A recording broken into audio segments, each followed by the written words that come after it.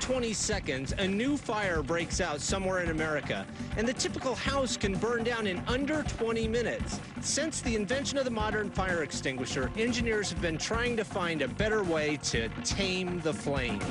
This is the first line of defense, the portable fire extinguisher.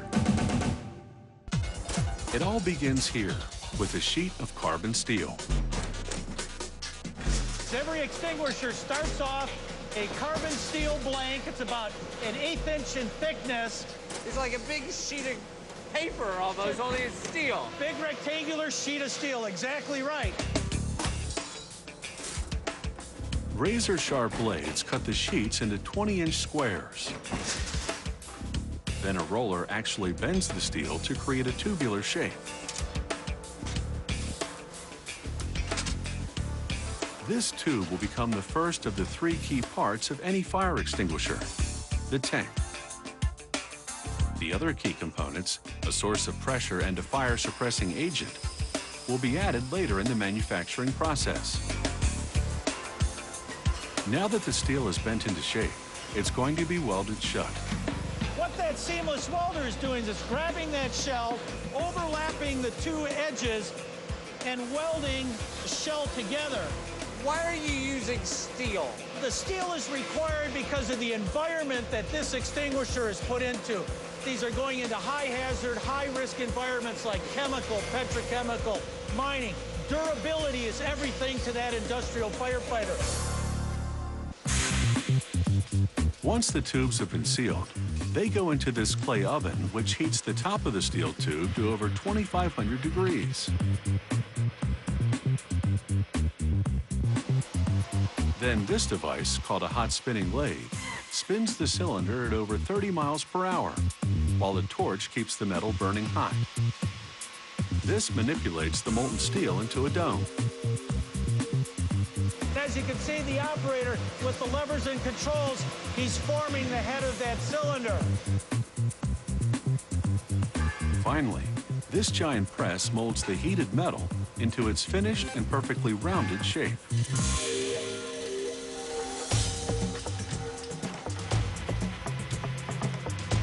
And the next step is what we call this piercing press here. And we're actually going to be piercing the 2 holes that you see here.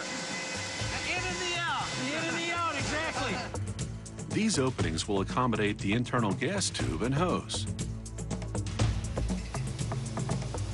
To complete the tank, machinists weld the bottom and top onto the tube.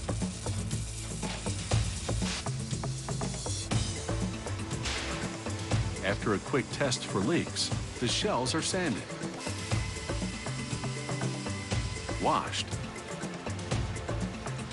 and given their signature feature, their color. Ah, it's the paint shop, you bet. This is, go ahead. Oh. This is where we add the signature color red, the fire engine red. And as you can see, we have the 20-pound shells going down the conveyor line to be painted through the automatic paint line. So this isn't paint like we think about liquid, runny paint. This is like little particles that are dry. Exactly. This is a durable polyester-based paint. And basically what we're doing here now is we're electrostatically applying a charge, a positive and negative charge to the paint and to the shell. Okay. Basically, like a magnet would stick to steel, the powder paint is going to stick to that shell, and it's going to go through an oven where it gets baked for about a half hour at 400, 450 degrees. This special powder coating resists cracking, chipping, and corrosion. It's just another way engineers ensure that this extinguisher will survive the toughest fires. Why red? I mean, why are fire trucks painted red? What is it with red? Visibility. Okay. Easy on the eye, easy to see. Except in this room. Except in this room. You'd probably lose it. It'd be camouflaged into the wall. Now it's time for workers to put the rest of the extinguisher together here in the fabrication room. Basically, what we're going to do is we're going to take this shell, this red line shell, and we're going to send it down the last 4 or 5 stages and pack it out and show you how we take it and deliver it to a customer. The first step, attach an adhesive label to the unit. Our labels tell us how to operate the extinguisher. They also tell us proper maintenance and service. Next, workers secure the gas tube, handle, and hose. And finally, this extinguisher's key feature. Our next step here is installing the cartridge. This is our heart of the extinguisher again. That contains the pressure source as the expellant gas for the unit. The side-mounted cartridge contains either carbon dioxide or nitrogen. By pushing this button, the gas escapes into the tank, applying pressure to the fire suppressant material. The pressure forces the material up into the hose, where it's released by opening the nozzle. A single 20-pound redline extinguisher will discharge all of its contents in no less than 13 seconds. Unlike other extinguishers that must be pressurized at the factory, redline extinguishers can be refilled and recharged by the user over and over again. This here happens to be a recycled cartridge. That's one of the beauties of the cartridge-operated extinguisher. Is this how old it is? That's how old it is. Born back on 1989, or back in June of 1989.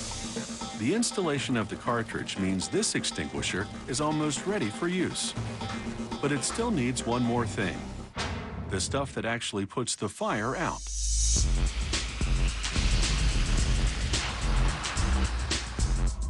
Fire consists of 4 components: oxygen, heat, a source of fuel, and a chemical reaction. This is known as the fire tetrahedron. Knock out any one of the 4 legs, and the fire goes out. The introduction of these more advanced dry chemical fire suppressants revolutionized the modern fire extinguisher. Well, what does it actually do? I mean, it's just a powder. How is it actually putting out a fire? Well, it actually puts fire out by interrupting the chemical chain reaction or stopping the chemical process of fire. The dry chemicals stop that chain reaction by coating the fuel with a thin layer of fire retardant powder. This separates the fuel from the oxygen it needs to burn. Once they load dry chemical, workers seal the extinguisher and add the cartridge guard. Look, it's finished fire extinguishers.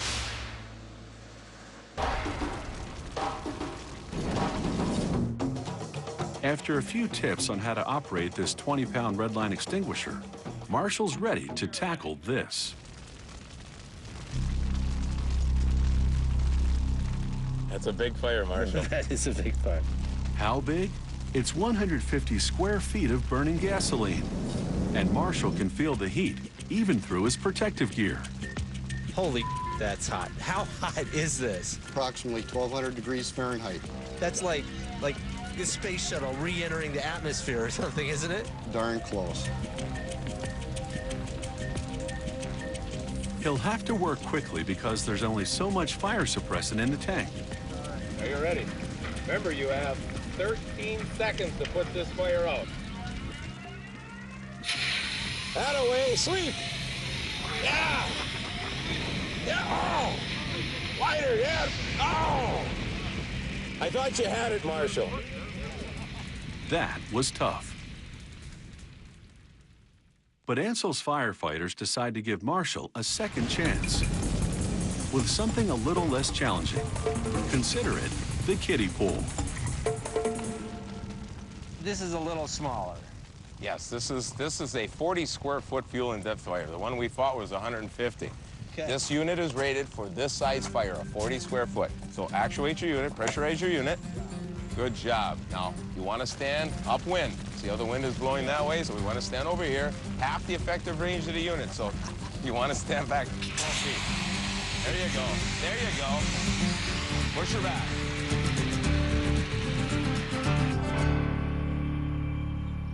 Good job. That was Was that fun? surprising. That's how It's that was. amazing how much one of these industrial units will put out, a cartridge operated. It's Right. truly amazing how much fire. Well, thank you for teaching me. You're very welcome, anytime. You're not a novice anymore, so you know what that means? What? You're buying the beer.